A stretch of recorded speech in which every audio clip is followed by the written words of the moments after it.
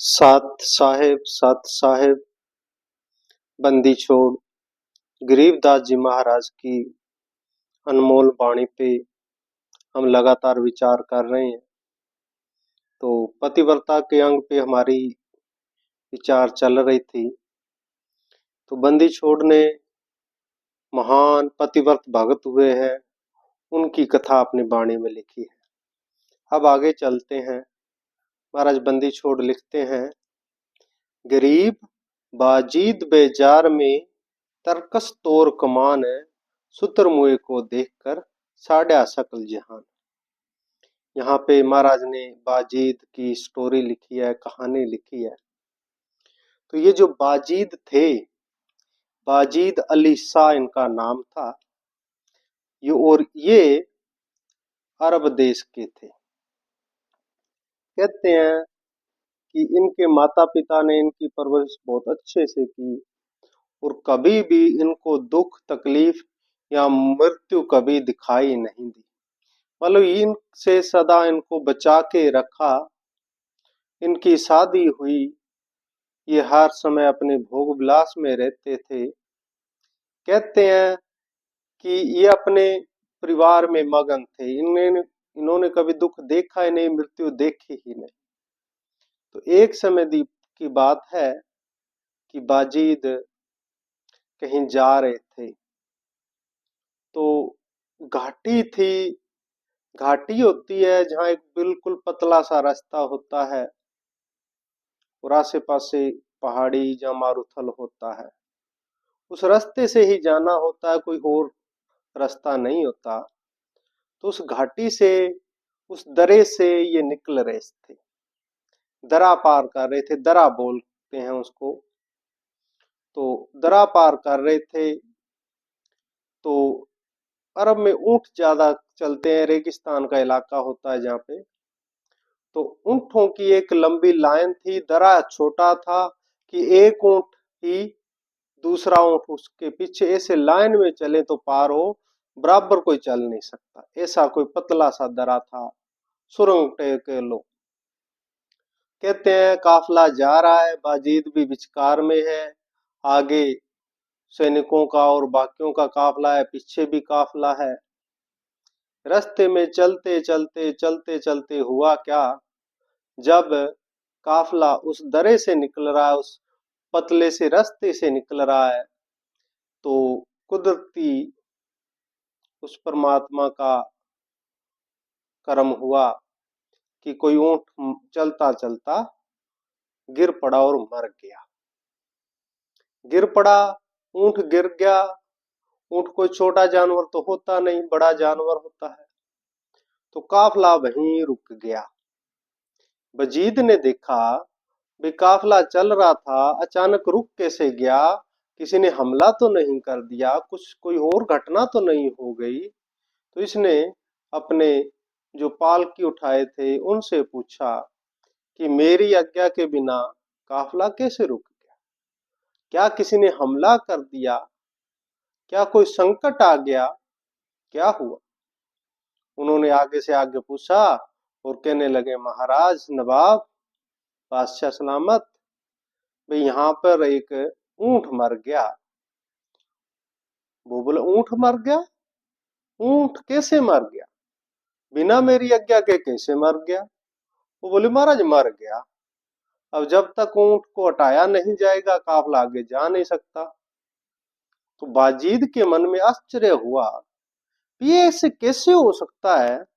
चलते काफिले में कोई अचानक क्यों मर गया, कैसे मर गया? चल मैं देखता हूं।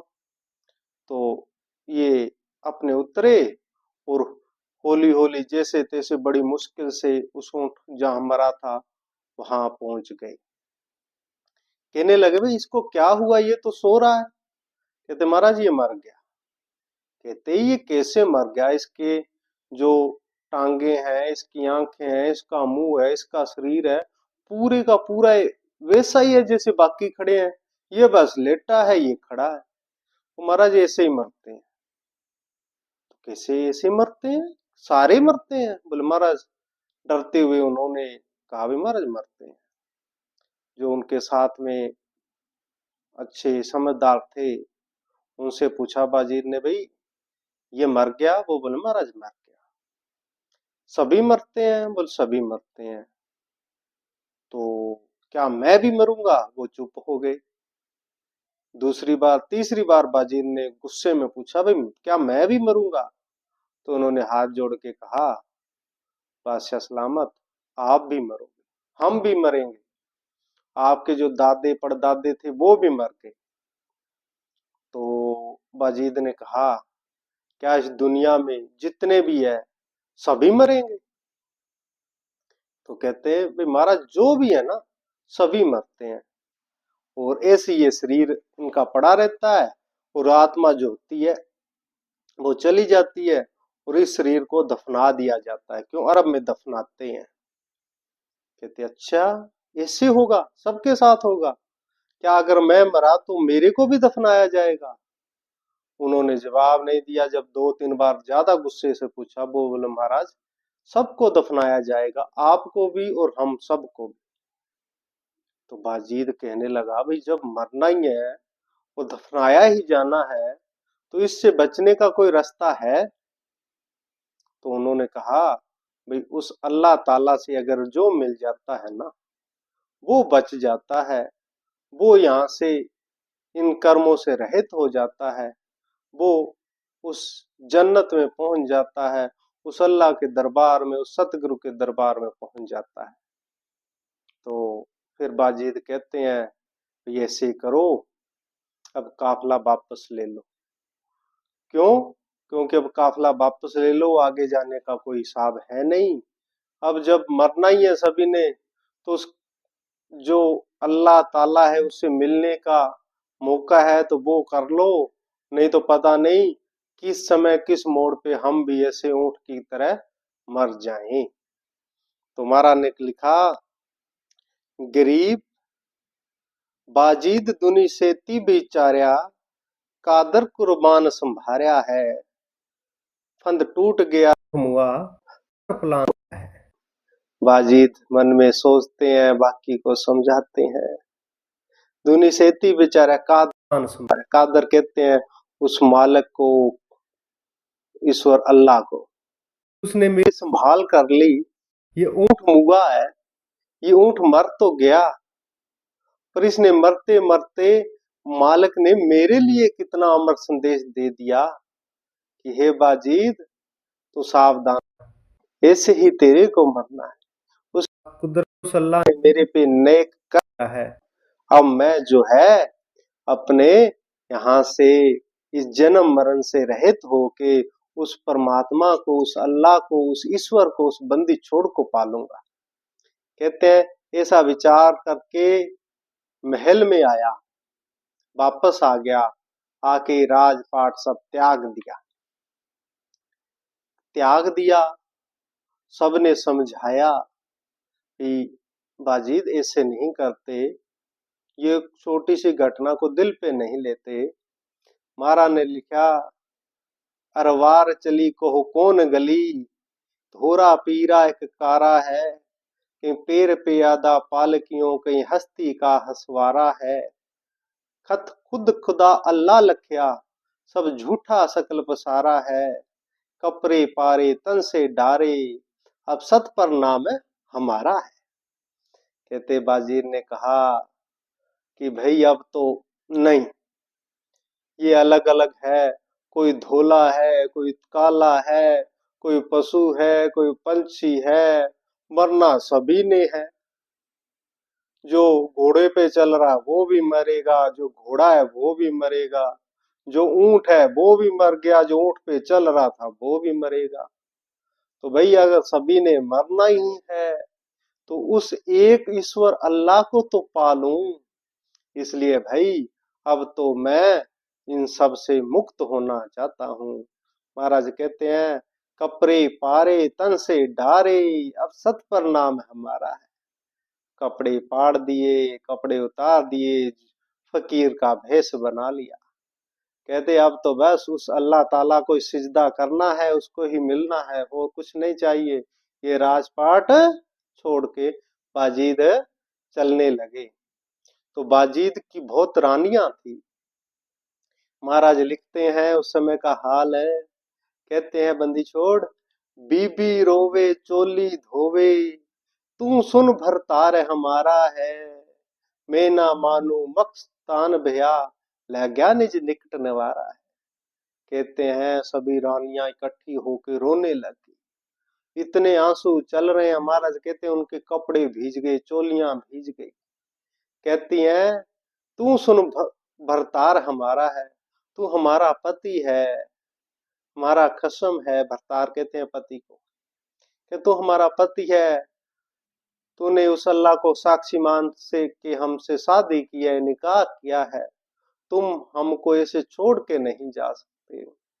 बाजीद कहते हैं मैं ना मानू मस्तान भैया, कहता अब मैं नहीं मानने वाला, मेरे अंदर तो एक ही उमंग, एक ही मस्ती है कि अब उस ईश्वर अल्लाह से मिल लूं तो ये जो मेरा जन्म और मरण है ये कट जाए। फिर कहते हैं लाग्या निज निकट निवारा है, अब ये लास्ट दाव है और ये पता नहीं सांस कब तक है, बिल्कुल निकट पे है। अब अगर वो मिल गया तो परले पार, नहीं तो इस भव सागर ते था समुद्र में महाराज गरीबदास जी कहते हैं बह जाएगा। फिर कहते हैं उर में अविनाशी आप अल्लाह, सतगुरु को पार उतारा है, गह गल कंटक दुनिया दूती, ये डूबन के साकारा है। बाजीद के मन में ज्ञान प्रकट हो गया, वो समझा रहा है बाकी को। कहते हैं वो ईश्वर अल्लाह जो है मन में है, उसको प्रकट कर लो, उससे मिल लो, तभी कुछ हो सकता है, नहीं तो जैसे दलदल होती है ना, दलदल, उसको महाराज ने बोला यहाँ पे, ये गलगल लिखा है यहाँ दलदल है, दलदल कंटक दुनिया दूती, ये डूबन के साथ कह रहा है कि ये संसार जो है ना ये दलदल है, ये डूबने का एक, ये हमें ऊपर से लगता भी कुछ है नहीं, पर जब इसमें फंस गया इंसान तो ये एक दलदल होती है, महान दलदल है, जो अंदर से जितनी कोशिश करते हैं उसमें और खूबते जाते हैं और अंत में उस दलदल में गिर के मर जाते हैं। कहते ऐसी ये दलदल है, संसार है। कहते हैं महाराज, कहते हैं बाजीद ने कहा हम जान लिया जगदीश गुरु जिन जंतर महल समारा है, कुछ तोल ना मोल नहीं जाका, देखा नहीं हल्का भारा है। कहते हैं वो ईश्वर वो अल्लाह ने कोई नेक कर्म किया, कोई हमारे पिछले पुण्य कर्म उदय हुए, तभी ऐसे समय में आके हमको संभाल लिया। बाकी वो अल्लाह जो है ना तो तोल मोल में आ नहीं सकता, उसको तो एक भाव से ही रिझाया जा सकता है, और दुनिया का कोई ऐसा माध्यम नहीं है कि जिससे वो अल्लाह प्रसन्न हो। फिर महाराज गरीबदास जी अपना फरमान कर रहे हैं, कुछ रूप ना रेख विवेक लखा, चाखा नहीं मीठा खारा है, गलतान समान समाये रहा, जो पिंड भ्रमण से न्यारा है। कहते हैं वो है तो इस जरे में, पर वो है न्यारा, वो जो मालिक है वो जरे जरे में भी मौजूद है, पर उसकी संपूर्ण सत्ता तो वो इन 3 गुणों से और 5 तत्वों से और ये 21 ब्रह्मांडों से अलग ऊपर जो निज लोक है वहां पे विराजमान है। सुर शंख समाद लगाए रहे, देखा एक अजब हजारा है। कहते हजारों शंखों ध्यानियों ने ध्यान लगाया, हजारों भक्तों ने भक्ति करी, हजारों ज्ञानियों ने ज्ञान उच्चारा, तब कहीं कहीं जाके किसी किसी पर उस मालिक की कृपा हुई, और जिस जिस पे उस मालिक की कृपा हुई उसको उस मालिक ने आके संभाला और अपना जो भेद प्रकट किया, अपना निज रूप दिखाया, अपने उस परम धाम में लेके गए। महाराज गरीबदास जी मोर लगा रहे हैं, देखिया एक अजब हजारा है, कहे दास गरीब अजब दरिया, झिलमिल वार न पारा है। कहते उसका कोई वार पार नहीं है, वो बेथा है, बेपरवाह है, ऐसा वो मालिक है। ऐसे बाजीद के मन में महाराज के प्रति विराग हुआ, राजपाट छोड़ दिया, फकीर बन गया। कहते हैं एक फकीर की घटना बाद में भी महाराज गरीबदास जी ने बहुत लिखी। हम जब अन्नदेव की आरती पढ़ते हैं उनमें ये लाइन जरूर ही पढ़ते हैं। क्या कहते हैं? गरीब बुढ़िया और बाजीद जी सुन ही के आनंद, रोटी चारों मुक्ति है, काटे गले फंद। ये बाजीद ही थे। कहते हैं बाजीद एक समय कहीं बैठे थे, ध्यान कर रहे थे, तप कर रहे थे, अल्लाह को याद कर रहे थे, जो भी वो क्रिया करते थे। कहते हैं उन्होंने देखा कि ठंडा सा मौसम है और एक कुतिया ने बच्चों को जन्म दिया। उस कुतिया के काफी बच्चे से 5-7 बच्चे थे। भूख में बिलबिला रही है कुतिया भी और बच्चे भी। तो उधर से एक बुढ़िया जो है अपने किसी काम के लिए जा रही थी। रोटी की पोटली उसने हाथ में ले रखी थी। तो बाजीद ने बुढ़िया से कहा कि हे माई, अगर तेरे पास रोटी है ना, अगर तेरे पास रोटी है तो इस कुतिया को डाल दे, नहीं तो ये भी मरेगी और बच्चे भी मर जाएंगे। तो अरब में पहले बहुत गरीबी थी, बहुत गरीब इलाका था अरब। अब तो पिछले 50 सालों में बहुत आबाद हो गया, सबसे अमीर हो गया। पहले आज से 100 साल पहले, 200 साल पहले बहुत गरीब था इलाका, क्यों? रेगिस्तानी था और कुछ माध्यम था नहीं। तो बुढ़िया कहने लगी कि फरीद जी, फकीर, अगर मैं रोटी इसको दे दूं, कुतिया को डाल दूं, तो मेरे को बदले में क्या दोगे? ये दो, 4 रोटी मेरे पास है और मेरा तो यही जीवन है, अगर ये मैं दे दूंगा तो मैं तो गई। तो बाजीद जी कहते हैं कि माई एक रोटी डाल दे, मैं अपनी जो भक्ति है उसका चौथा हिस्सा तुम्हें दे देता हूँ। कहते हैं अपनी चौथी जो हिस्से की भक्ति है, एक रोटी के बदले में बाजीद ने बुढ़िया को दे दी। कुत्ती ने रोटी खा ली पर भूख से फिर भी बिलबिला रही है।